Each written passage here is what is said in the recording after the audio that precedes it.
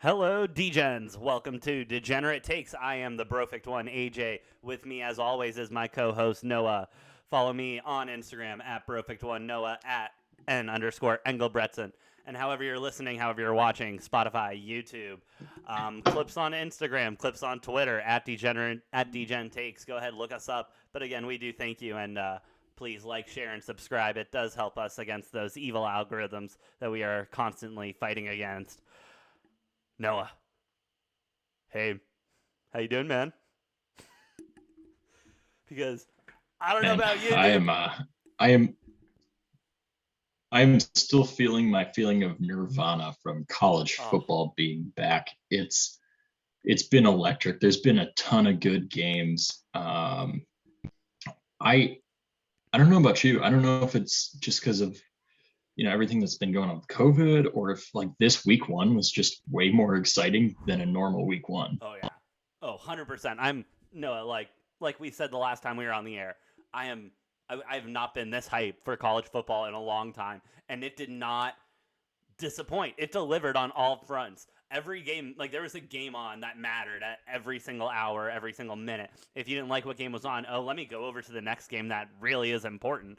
Um, I mean, dude, it's just such a good weekend. Great week one matchup. So shout out to the scheduling committee for getting that done and getting that together because they really gave us a strong week one with full college football. And we're back. We're back. We're back. Here we go. Noah, week one. Give me your initial take. What's your first thing that comes to your head when I say week one college football from this weekend? Um, I mean, one of the biggest things for me was the top 10. Whew. I mean, Yeah. there were a couple teams in there that looked really good, but um, there's reason to be scared for more than half of those teams. There's reason to worry. I mean, I'd imagine the top 10 based on week one might be a little bit of an early overreaction, but I wouldn't be surprised if the top 10 we have at the end of the year looks much different with only three or four of these teams still in it. Yeah, no, absolutely. And looking at the top 10 right now, I mean, we have Alabama number one, Oklahoma number two, Clemson number three, Ohio State four, Georgia five. That's a strong top five right there. However, you start looking at the Oklahomas, the Clemsons. I mean, honestly, even Ohio State after how they performed on Thursday night. Shout out to Minnesota almost rowing the boat all the way to a victory and a big upset. How was that game, by the way? You were there. How was that? I was there, man, and it was electric, Yeah. electric atmosphere. I have um, growing up going to that games, there's only one other time that I've seen the stadium full like that and popping like that. And that was 2 years ago in 2019 against Penn State when both teams were undefeated going into that matchup. Obviously, Minnesota won that game. I was at that game as well. It was a the best, the greatest football game I've been at live. Um, like to this day, that Penn State game was. The energy for this game totally matched that. It was tremendous, and God, those all black uniforms, those are new this year, and Yeah, I clean. love them. Clean, I bro. love So them. clean. Definite like definite like Sith Sith Lord Empire whatever shit Oh yeah. vibe going on there. It was it's intimidating. I love that's I think what I love most about it is those all blacks are intimidating. And I think that's one thing that's kind of overlooked in college sports in general actually is just how intimidating and how good your uniforms need to look because I truly do believe that the uniforms at some point do add something to the team. You look at we'll get to Oregon later, but you look at their uniforms and everything with Nike, they are always looking clean, they always look good, and they always most of the time show up and play football. Same with this Minnesota team.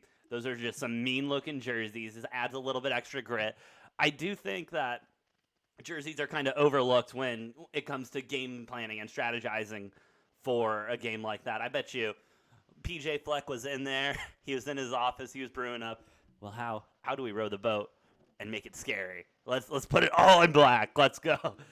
But yeah, I mean, Minnesota, as a Minnesota fan, I would be very optimistic looking at how they played that game against a number 4 Ohio State. It really didn't seem like Ohio State got off to a good start whatsoever. They had their redshirt freshman starting. The name is escaping me right now. He did okay, but I think you're going to see some bumps in the road that you won't see from an Alabama or something after the hit their draft class took. Yeah, I mean, that game, it was,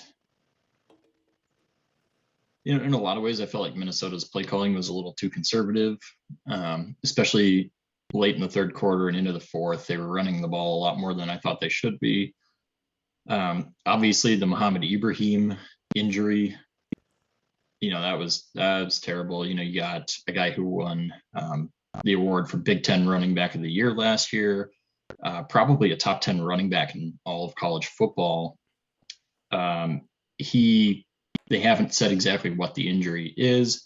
They finally came out today, said it was a lower leg injury. He's out for the season. My guess is a torn Achilles is what I think happened.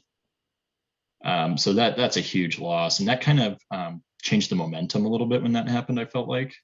Most definitely. But other than that, I think the big thing was just the secondary for Minnesota. They just couldn't compete with those Ohio State receivers.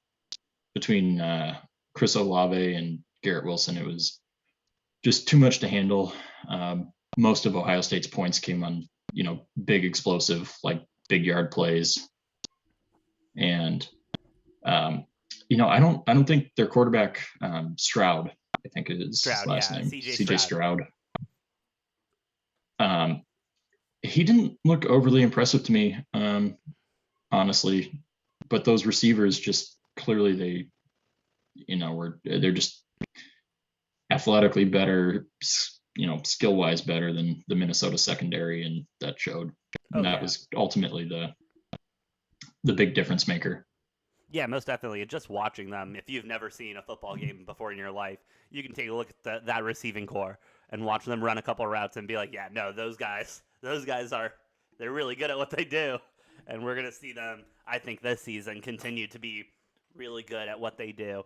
And like you were saying, one being 3-4 teams probably that we'll see at the end of the year, and in this top 10 that we see this week, I think that Ohio State's one of those teams that could definitely stay in that top 10 for a while, especially if that receiving core can keep popping off like it is and just keep making easy throws for their young quarterback. Yeah, I mean, the thing for me is, their over under for wins was 11.5 this season. So it's, basically Vegas was sitting, either they're losing no games or they lose one game through their regular season schedule. And, Minnesota gave them a real run for their money. Yes. So I'm optimistic about what Minnesota can do, especially with, a lot of the Big Ten West losing this week. Yeah, it was a lot of them. Minnesota's got a pretty easy schedule outside of Ohio State. I mean, this is the toughest game of the year for them, and they held their own. And I think, you also look at the other side of that with Ohio State. I kind of think they might lose a game. Penn State would be obviously the probably greatest chance of, like, Penn State will be the toughest game that Ohio State has, and that'll be one to circle on your calendars, because that, especially after seeing Penn State going and beat Wisconsin in Wisconsin. By the way, Camp Randall, so much respect for that stadium. It looks so electric. Oh man. Do not go there if you are an opposing fan, because it can get nasty. But that stadium and that environment is probably one of the top 10 in college football. It's pretty crazy. Oh, I can only imagine. It looked electric on TV. Like, I think that's probably going to be our word of the year is electric, just how electric everything is looking. But with that being said, let's go into the Penn State-Wisconsin game, because this Penn State team, Penn State might be back, dude. Like, they might be back playing competitive football, showing up, showing out. I had Penn State to cover. I had Penn State to win. Did that outright. We love seeing that. 16-10 being the final score. This Penn State team, they seem like the real deal. They really do seem like they're here to show up and show out. And don't get me wrong, it was a close game with Wisconsin, but not really till the end when Wisconsin finally got cooking a little bit, scoring a touchdown and a field goal in the fourth quarter. But besides that, defense on both sides of the ball, incredible. I mean, I'm sorry, for both teams, incredible. That was a very defensive-heavy game. And those defenses, I think, are going to cause a lot of problems for whoever they play the rest of the season. With that being said, I think Wisconsin is going to suffer offensively. I don't know what it was, but they just weren't clicking offensively whatsoever. And obviously that hurt them. That Penn State defense, I think, could just hold on a little bit better than the Wisconsin one could. Yeah, I mean, unfortunately, I was betting wise on the other side of that. I had Wisconsin -3.5. That did not pan out in my favor. My biggest takeaway from this is Graham Mertz, the Wisconsin quarterback. I think we're going to get the same Graham Mertz that we had last year, where he had like 3 tremendous games where he's throwing for 400 yards, 5 touchdowns, no interceptions. But outside of those 3 games, he played poorly last year. And I think it's going to be the same thing this year. You know, he's going to have those huge explosive games where he's like playing like one of the best quarterbacks in the nation, which is going to keep him the starting job. But he's also going to have these like bad games. I don't know what his stat line was, but I think he had 1 touchdown, 2 interceptions maybe. And I don't know what the yardage and completions were. But so looking at a stat line right now, actually, he was 22 for so you look at his line, it's not bad. 22 of 37, 185 yards, 0 tutties, 2 interceptions, and 18 and a half QBR. He didn't even have a touchdown. No, he did not have a tutty. Well, yeah. So you look at his line, the completion percentage doesn't matter because he was, 0 touchdowns, 2 interceptions, 18 and a half QBR. That's terrible. And especially with how close that game was, if you want a scapegoat, obviously there's other things going on, but if you want a scapegoat and you're a Wisconsin fan or you bet on Wisconsin, definitely look at Graham Mertz. I mean, that's case A right there. It is. And it'll be interesting to see if he can develop and maybe get out of that funk and have 4 good games this year instead of just 3. But if he can't, this Wisconsin team's going to suffer. But Penn State, hey, let's go for a run here. Yeah, I mean, Wisconsin's good enough that they're not going to, suffer, but, they're in reality looking at about a 8 or 9 win season. I don't see them bouncing back and ripping off their next 11 wins after this one. I just can't see that happening. Yeah, 11. That's a lot to ask for, but it'll be interesting to see what they do going into the postseason and how they're handled there. If not this year, I think next year we could see this team be a consistent top 10 going into next season. But we'll see how that all plans out. All right, I've been holding it back for as long as I could, but I gotta talk real quick about probably what I'm most excited for coming out of week 1 of college football. Noah, they're back, dude. They're back. Texas football. They were never gone. Back. Oh! I thought you were. Sorry, I thought you were going for Alabama there for a second. I was going to say they were never Alabama. gone. Okay. They've always been here. They're going to stay here. Nick Saban's going to be doing that until the wheelchair will fucking break. Probably that man's got another 40 titles in his belt. I misread that there. No, that was my bad. All good. But Texas football is finally back, dude. I'm so happy, dude. Because when Texas football does good, that's just better football all around. And honest to God, I feel bad for Mr. What is he? The director of culture, Matthew McConaughey, or some shit like that. That poor guy has been waving that flag and carrying that banner for as long as he could. Professor McConaughey. Professor McConaughey. Minister of Culture. Minister of Culture. Gotcha. He's the Minister of Culture.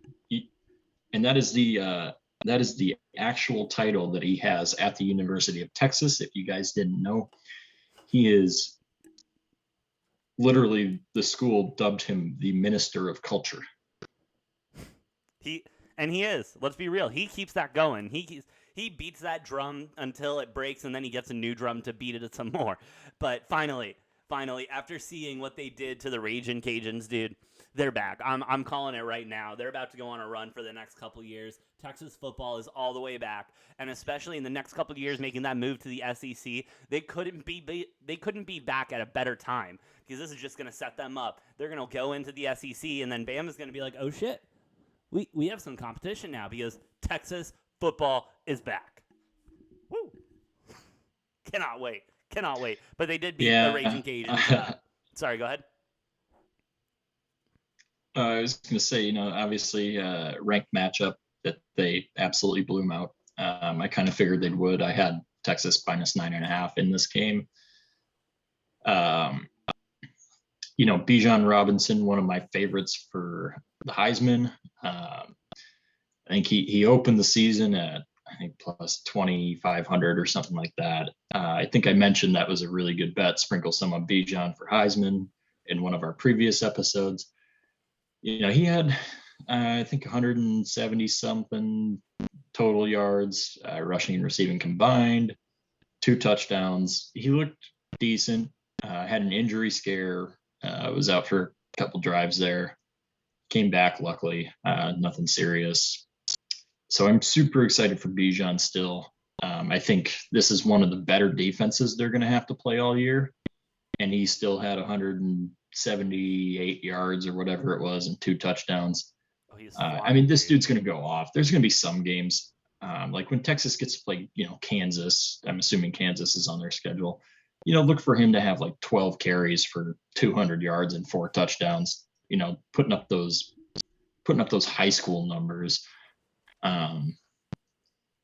So I'm super excited for that.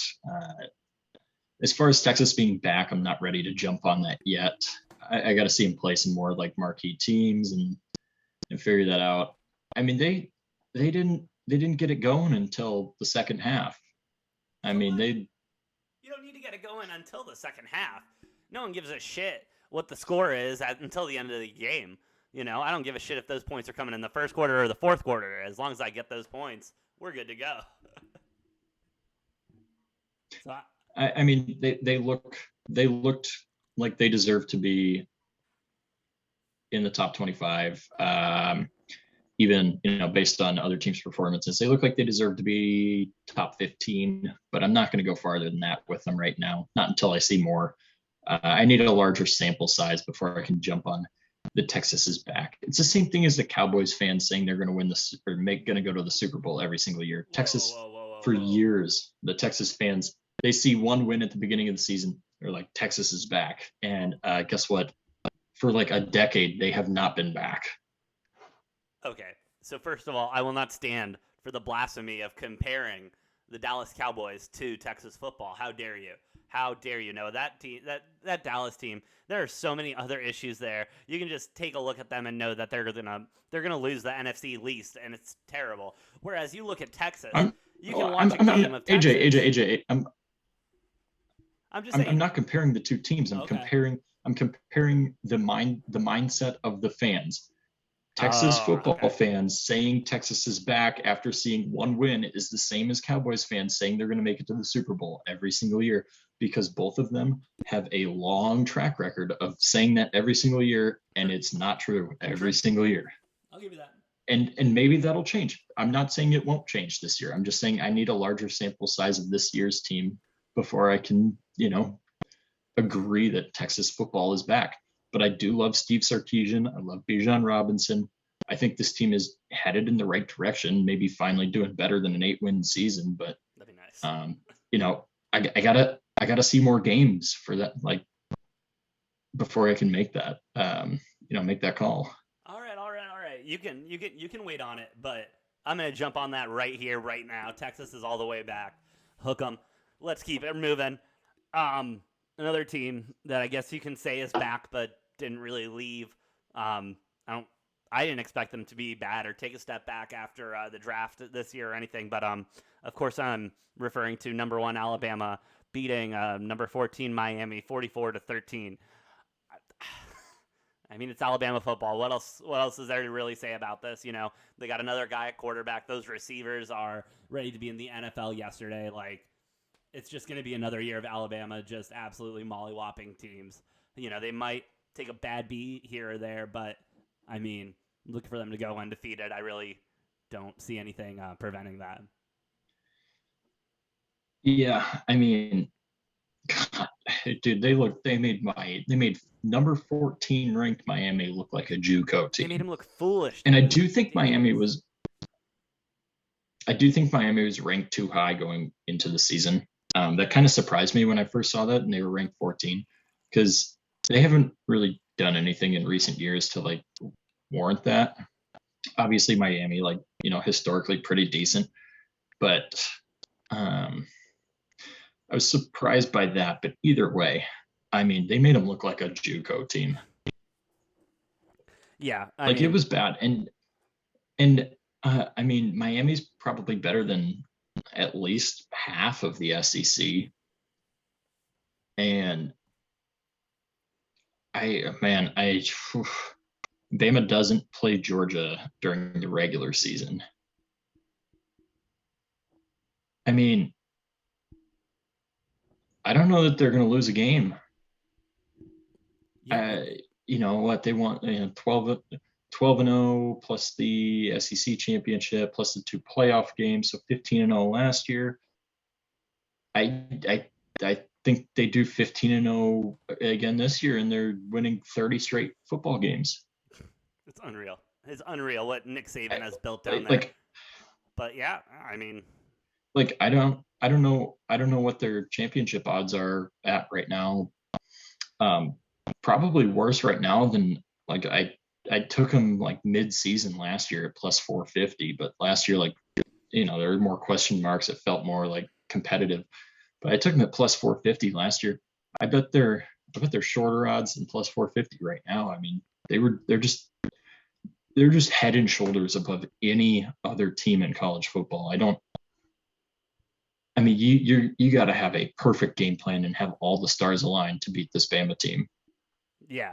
And then you need to get lucky. You need COVID to hit. You need something. You need something to get Alabama off there, off of that, off of just what they're I, on, dude. I think They're just without a COVID, I mean, I'm telling you, I think without a COVID outbreak, I don't think this team loses a game this year. I think they go perfect, 12-0, win the SEC championship, beating Georgia.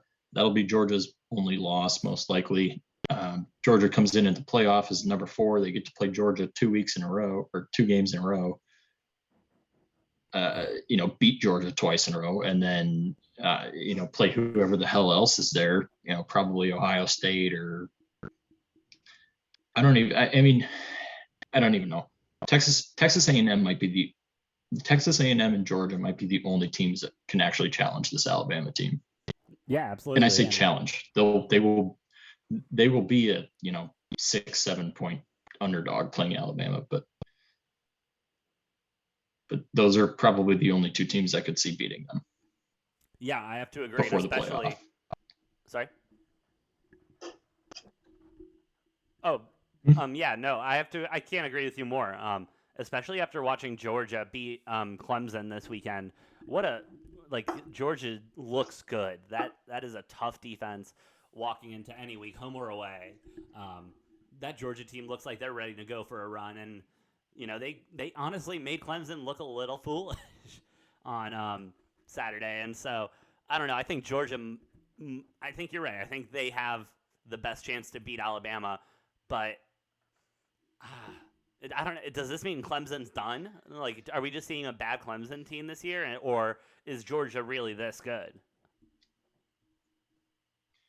Well, Clemson's an interesting situation. I'll start with that before I dive into Georgia, because I do have more to say about Georgia than I do Clemson.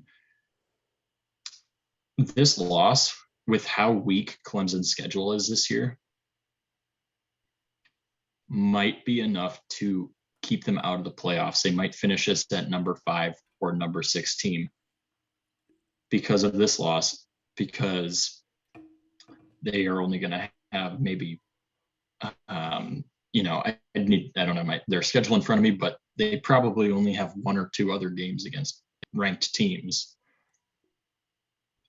Their resume that they put forward is not going to be enough. Because if you're going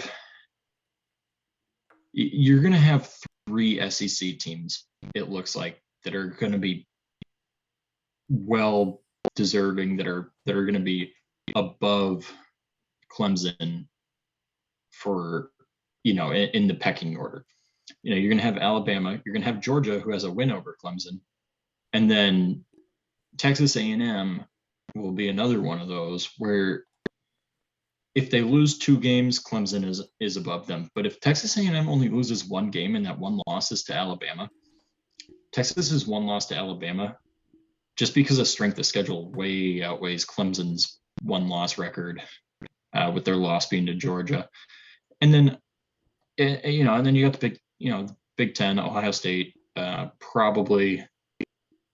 Basically, the Big Ten is like either it's Ohio State or whoever beats Ohio State in the Big Ten championship game is going to get in, because the Big Ten has enough influence, is a tough enough conference. So you're talking minimum 2 SEC teams. I doubt they put 3, but probably 2 SEC teams, Ohio State, and then Clemson's battling with a couple other teams for that last spot, maybe. But so I think it's really true. This could eliminate them from the playoff contention. Yeah. But no, definitely. Their offensive line looked terrible, by the way. Their offensive line looked horrendous. So I wouldn't be surprised if they don't lose another game to like a North Carolina or Virginia Tech or something like that. Maybe a Miami. I don't know. Yeah, that O-line, dude, it looked like some shit out of Pop Warner. Like, they just got a bunch of Pop Warner guys that were big enough and threw them out there. Like, they did not look like a unit. They didn't look. They couldn't protect. They couldn't protect an egg, bro. Like, it was just bad football, left, right, and center for that O line. They're definitely running a shit ton this week. So, RIP to their legs and that stuff. But this Georgia team, they're a real deal, dude. Like you said, very can compete with Alabama. Looking good on that end. Although, and again, like you said earlier, this top 10 is just crazy, because I think now Georgia's going to definitely jump up a bunch, especially with that win over Clemson. But then especially with how Oklahoma played against Tulane this weekend, beating them 40-35. It was a close game all the way. Tulane did have to move their game to Oklahoma due to the hurricane. So that should have been a home game, not a home game. No, do you have any thoughts on this? And as an Oklahoma person, should we be concerned whatsoever? And is this Rattler guy, is he actually Heisman material? Is he actually starting quarterback material? Yeah, Rattler's really good. He's also a fucking douche, and his head is so far up his ass. So I don't like him personally, but that is, objectively skill wise, yeah, he's really good. He had, I think, a pick, maybe 2, in this that kept the game a little bit closer. But Oklahoma giving up 35 points to Tulane, and man, I think Tulane wins this game if they played it in New Orleans instead of Norman, Oklahoma. Oh yeah. Oh no, if absolutely. They had their home crowd, there, and especially a school like Tulane, like, how Tulane is. It would be raucous there, that home crowd. They'd be so loud. Yeah, I think Oklahoma gets upset week 1 if this game actually, if there was no hurricane coming through, and if Tulane was at home. So,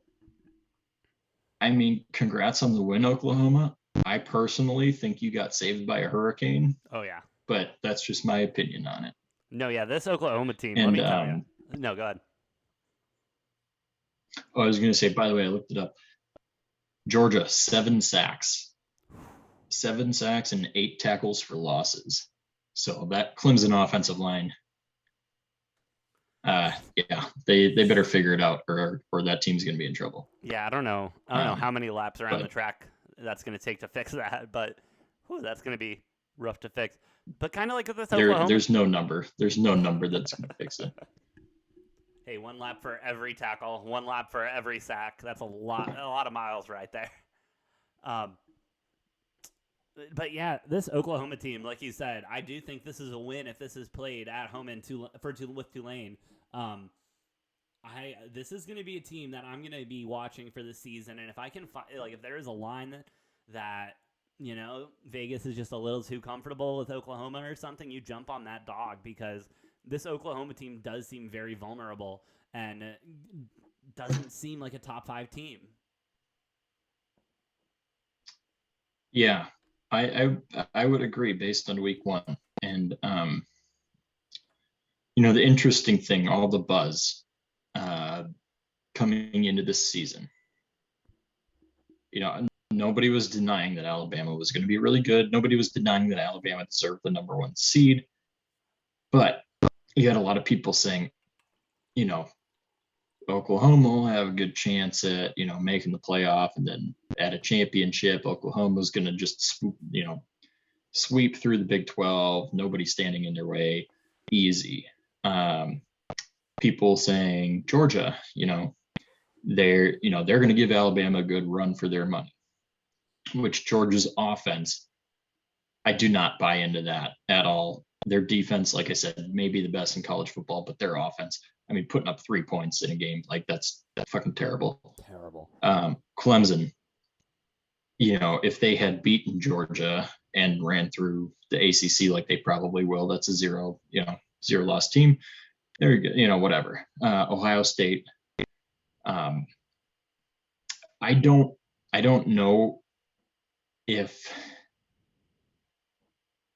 don't know if I'm worried about Ohio State or just very hype on Minnesota at this point. I can't make my mind up on that. And maybe that's because I'm a homer. I grew up cheering for Minnesota, but I think there's a lot of good things to look at for Minnesota. I think Ohio State's still a very good team. I don't know that there's really reason for concern with them yet.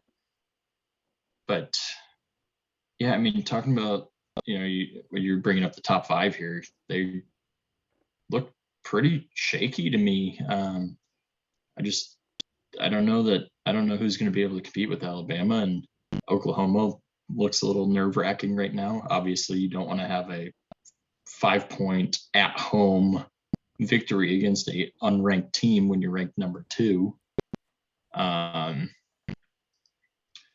Like, if you're any of those other teams in the top 5, I don't think you're happy. I don't think you're optimistic about what's going down. And if you're Alabama, you're just sitting there like you are every year, like, well, we're in the driver's seat.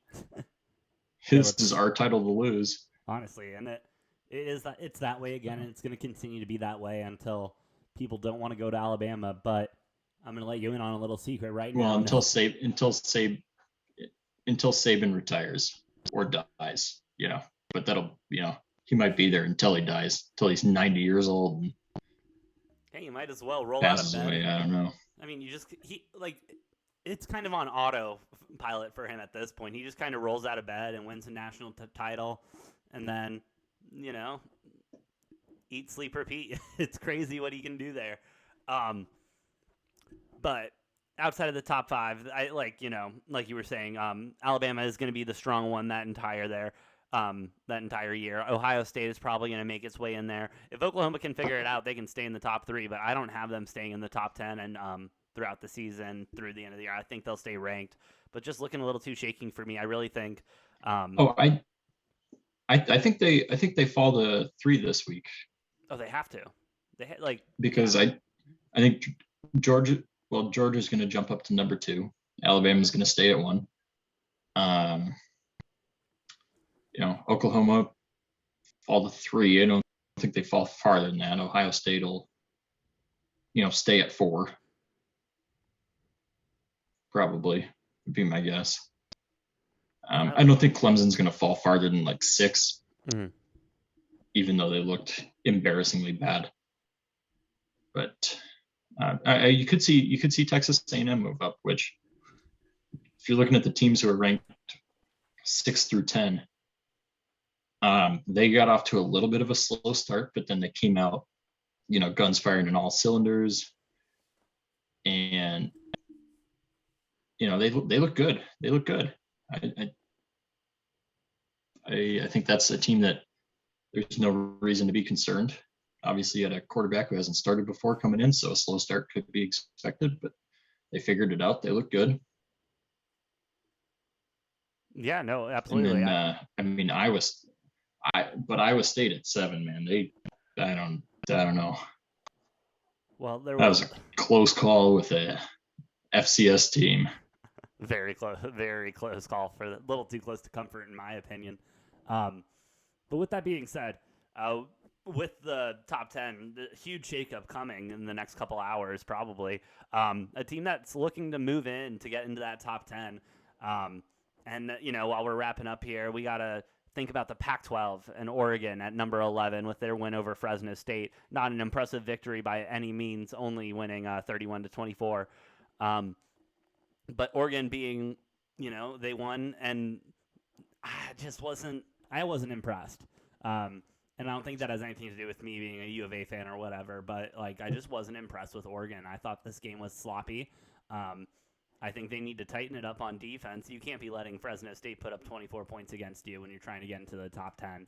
And then, 14, 7, and 10 points in the fourth quarter, you got to be able to put up more. And you need that defense to hold. And, yeah, I don't know. I'm definitely one of the better teams out of the Pac-12, but the Pac-12 outside of Oregon and UCLA doesn't really butter any biscuits of mine. Even USC at 15, I think that's an overranked team. ASU being ranked in general is a joke. But yeah, what are your general thoughts on the Pac-12 and that situation going into the rest of the season?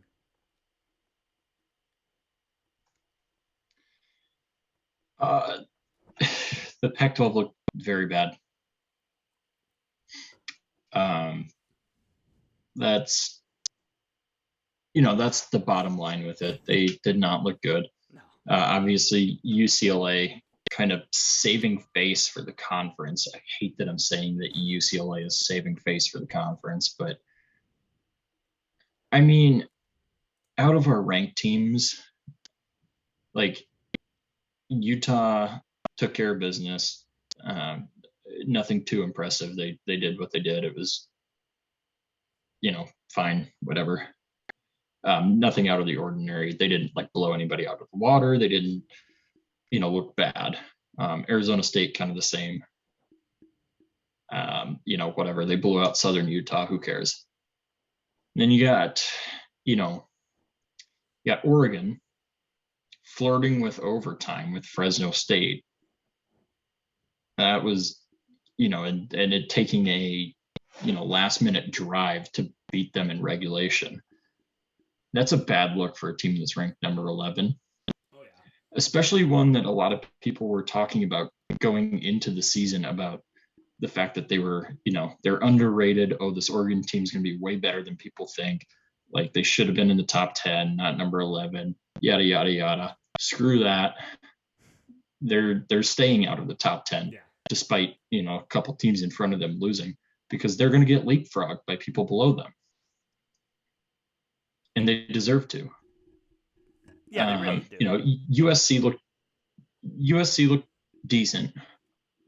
I'll give it to them. Actually, shout out Pac-12 South. Pac-12 South, winning 5 out of their 6 games.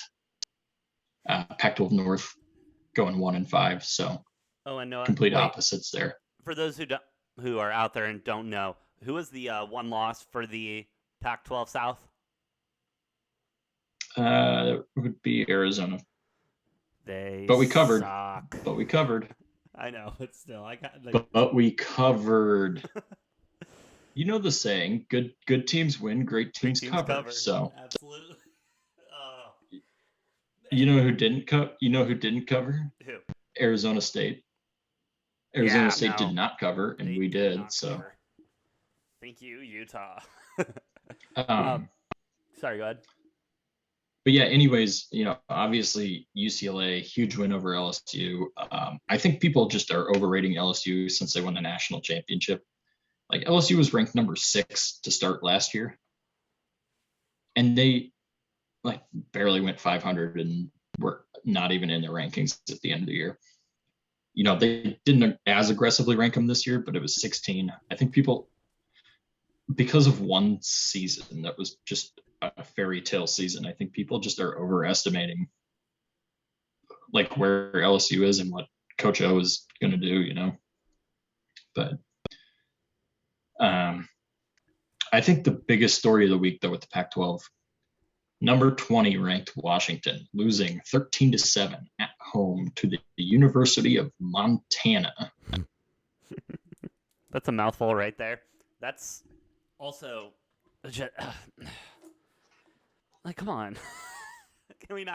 Can the Pac-12 not do anything right when it comes to football? This is just embarrassing, dude. How do you go out there and just like I said, if UCLA had not won that game, if it was reversed, if UCLA lost by 11 to LSU, one of the main storylines in college football would just be completely obliterating and shitting on the Pac-12. Oh, it would have been ruthless, dude. The Pac-12 would have been buried, and it would have been very hard to come out from that, because you just can't because there's going to be nothing else to talk about. Luckily, we have the NFL season, but yeah, if they would have lost, that would have been the whole story today. Not how good Alabama looked, not how good Minnesota looked or whatever, but how shit the Pac-12 is. The Conference of Champions. Jesus Christ, dude. Look, can you imagine if, Oregon, if it was the opposite way, if Fresno State had a game-winning drive there at the end of the game, and then UCLA lost to LSU? We'd be even more of a laughing stock than like the national media already makes us out to be. Yes. And the fact that people were hyping up Oregon, they were hyping up USC, they were hyping up Washington. USC looked like, they might deserve the hype, which is, a little annoying, but like Oregon and Washington look terrible. So we're, finally for the first time in 3 or 4 years, Pac-12 is getting some, excitement from, excitement nationally, like, oh, these teams could be good, they could contend. Looks like nothing's fucking changed from the last 3 years. I think the Pac-12 is still going to be a shit show. I think I saw something out of the 28. So college football playoff has been 7 years now. Out of the 28 college football playoff spots, because obviously 4 of them, we've gotten 2. So we're 2 for 7 with sending a team, and that's, I think, been Washington both times, because Oregon hasn't been good enough since Chip Kelly was there and Marcus Mariota was the quarterback when they lost to Jameis Winston in the national championship. So, we need some sort of spark to turn us around as a conference, and for football, we just keep giving more reason for the national media to shit on the Pac-12 as a conference. Yeah, we just keep giving them ammunition, and I really thought this year was going to be a lot different, but it's not, and it looks like we'll have to wait for basketball season to get everyone off our ass about the Pac-12. But, we'll still back the Pac, baby. We'll see. We'll still see what they can do, and hey, if U of A can keep covering, that's all we're asking them to Except for when it's ASU. Huh? Oh, you said we'll still back the Pac, and I said except for when it's ASU. No, yeah, fuck ASU. We're not going down that rabbit hole. There will never be a day in my life I cheer for those motherfuckers. Hey, fair enough. Can't blame you there. But what do you say, Noah? Anything else for the Degens out there about Week 1 college football, or anything you're looking forward to for Week 2 of college football, and of course the return of Week 1 NFL football? Yeah, a couple of last notes. Virginia Tech, like I was talking about, Camp Randall at Wisconsin, jump around, one of the 10 coolest things in college football traditions, like hype things. Enter Sandman at Virginia Tech. Enter Sandman happened, and Virginia Tech. We both were hype on Virginia Tech to win that game. Obviously, only a 5.5 point favorite, so it's not like a super outlandish take. But we both liked Virginia Tech to upset number 10 North Carolina. Loved it. They did. Oh yeah. And Enter Sandman with a full stadium at Virginia Tech. Oh my God, fucking, I love that. No, that was great. Yeah, and